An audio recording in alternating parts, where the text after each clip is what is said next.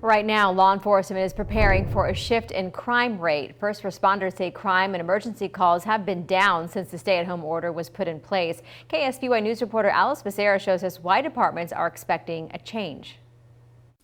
The San Luis Obispo Police Department says they've seen an increase in calls coming in the past week. Captain Smith says that may be attributed to the number of people spending time outdoors.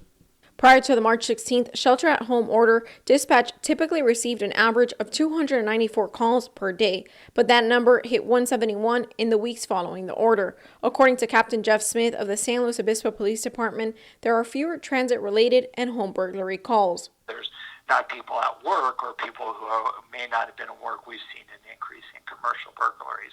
And also we've seen recently a slight uptick in the number of vehicle burglaries.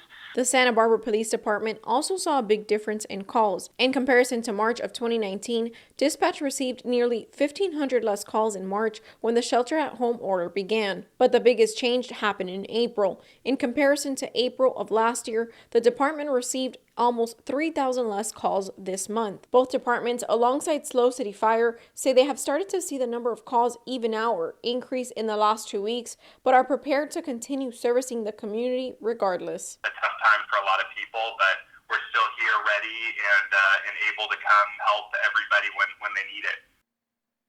Captain Smith says his department expects to get more calls within the coming weeks from community members who are trying to report someone who may be violating a potential change in the shelter-at-home order. I'm Alice Becerra, KSBY News.